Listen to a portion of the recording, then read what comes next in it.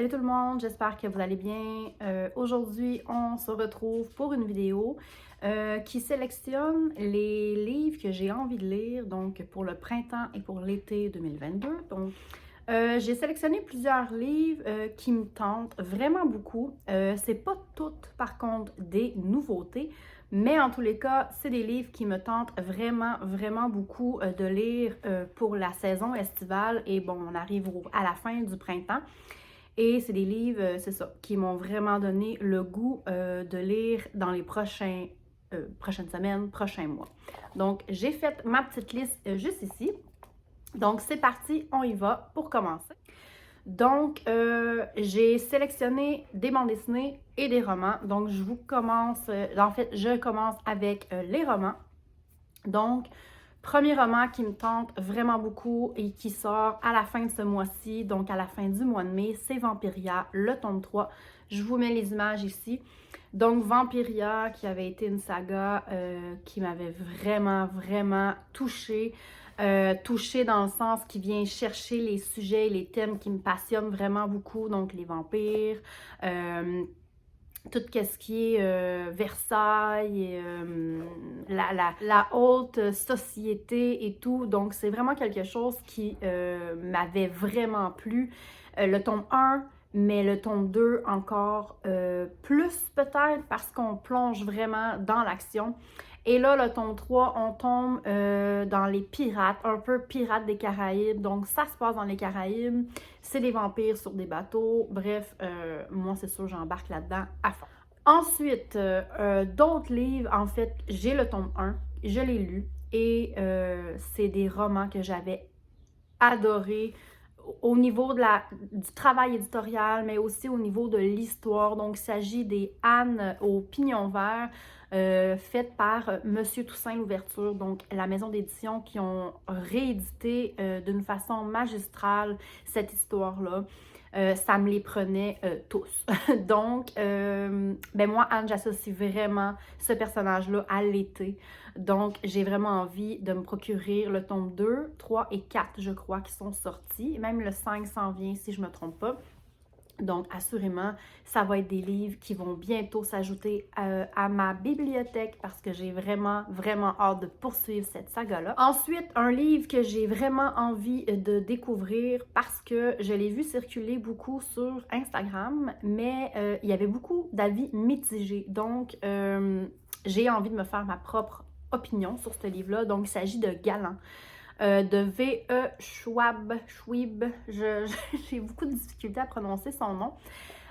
Donc, voilà, j'avais vraiment envie de découvrir cette histoire-là.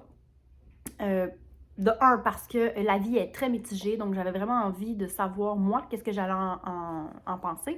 Mais aussi, le thème me plaisait, donc maison hantée, un peu à la famille Adam, je sais pas, ou... ça se passe dans un orphelinat, quelque chose comme ça. Donc, moi, c'est sûr, le thème m'avait vraiment accroché.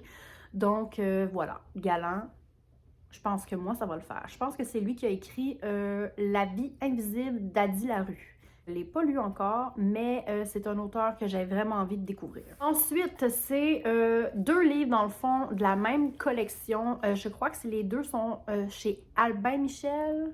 Ouais, quelque chose comme ça. C'est premièrement Princesse Sarah et ensuite Le vent dans les saules par l'équipe de Benjamin Lacombe, donc qui a été sous sa direction. Je sais pas si c'est lui qui a fait par contre les illustrations, mais en tous les cas, c'est des livres qui rentrent dans sa collection à lui. Le travail éditorial est sensiblement le même. Et moi, Princesse Sarah, pour ceux et celles qui me suivent sur Instagram, vous savez à quel point que cette histoire-là m'a touchée beaucoup. Depuis ma jeune enfance, j'avais vraiment adoré le film. L'année passée, ou il y a 2 ans, j'ai découvert la bande dessinée qui a été créée par Audrey Alouette.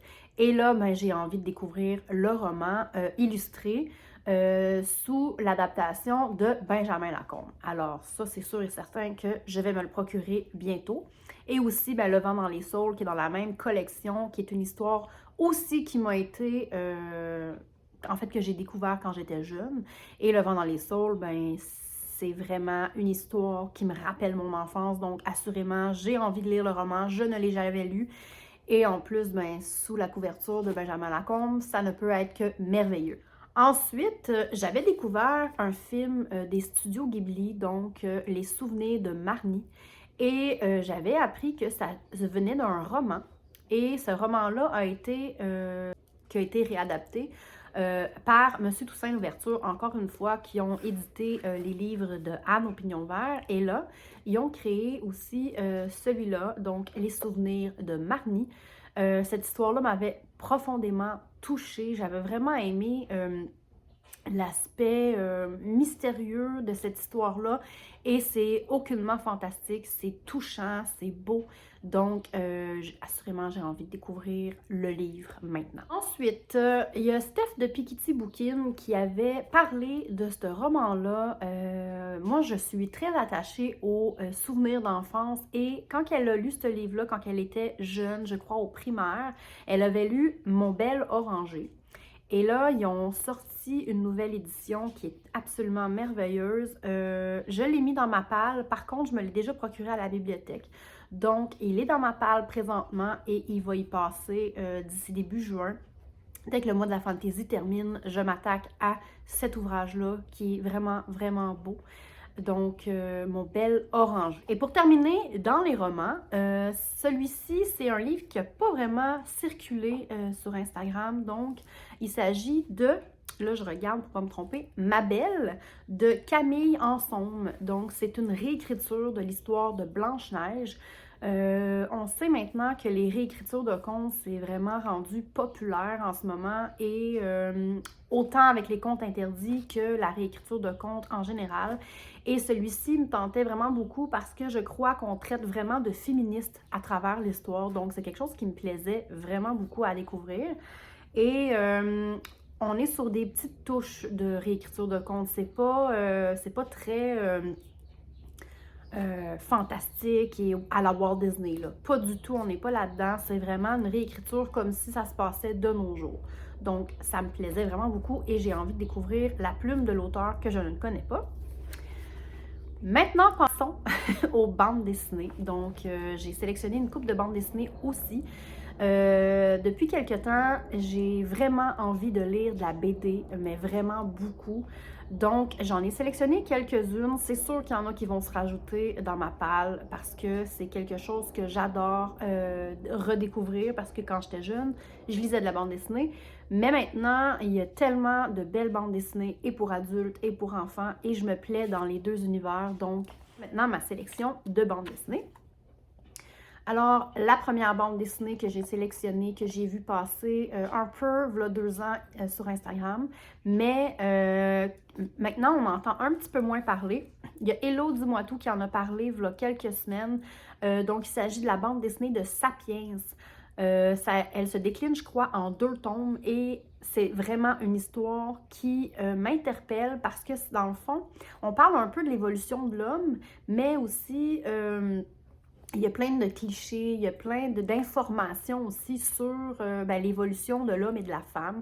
Donc, c'est quelque chose qui me plaisait et ça a l'air qu'on apprend beaucoup, beaucoup de choses dans cette bande dessinée-là. Alors, c'est sûr que j'ai envie de le découvrir, non sous forme de roman, parce que ça a l'air que c'est quand même assez soutenu comme histoire, comme documentaire.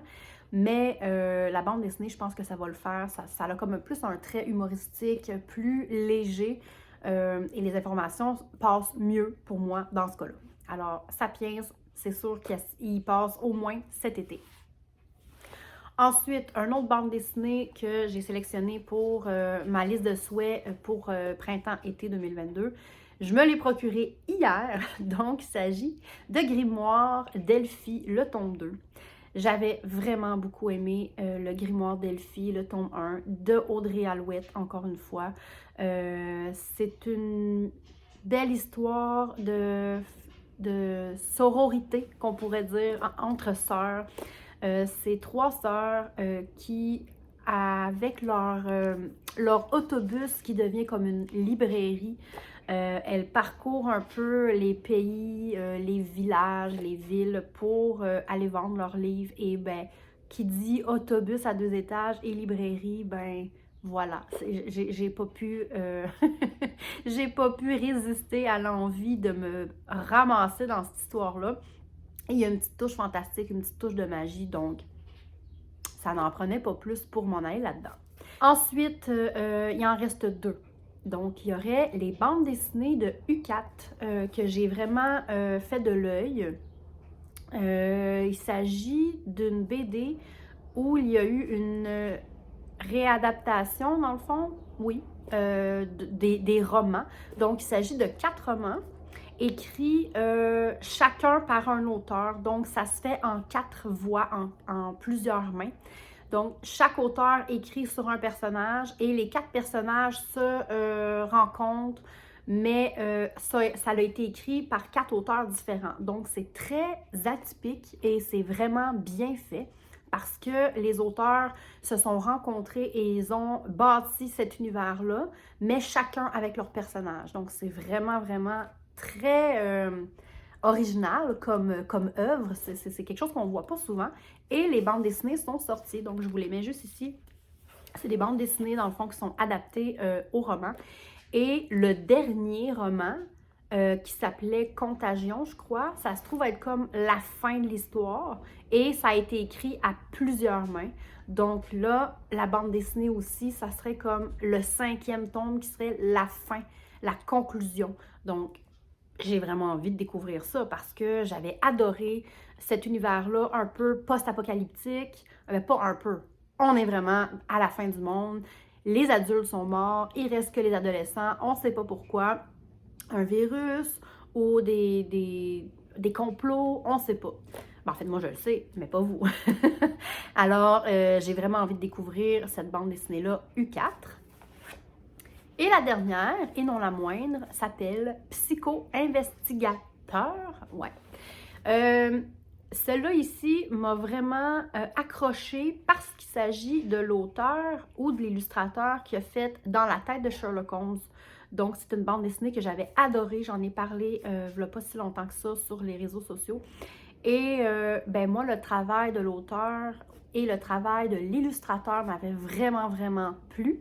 Donc, j'avais envie de redécouvrir cette calligraphie-là, cette plume-là. Donc, voilà, je me suis tournée vers cette bande dessinée-là. Je l'ai commandée à la bibliothèque. Elle s'en vient prochainement. Donc, je vous en parlerai bientôt pour vous en donner mon avis. Alors, c'est ce qui conclut ma liste pour l'été. Donc, j'espère que ça vous a donné des petites idées de lecture pour l'été. N'hésitez pas à me dire en commentaire, vous, qu'est-ce que vous avez envie de lire cet été? Quel genre quel genre littéraire vous lisez, vous, pendant la période estivale? Et où vous lisez? Est-ce que vous lisez à la plage? Est-ce que vous lisez sur le bord de la piscine? Est-ce que vous lisez dans un hamac? Je serais curieuse de savoir où sont les endroits que vous avez envie de vous déposer en été. Alors sur ce, je vous laisse. Si vous avez aimé la vidéo, pensez à faire un petit pouce. C'est toujours agréable de voir que la vidéo, elle est appréciée. Et marquez-moi en commentaire, comme je vous ai dit, où aimez-vous lire durant l'été et quel livre vous avez envie de lire durant l'été. Alors, on se retrouve pour une prochaine vidéo et à la prochaine! Bye!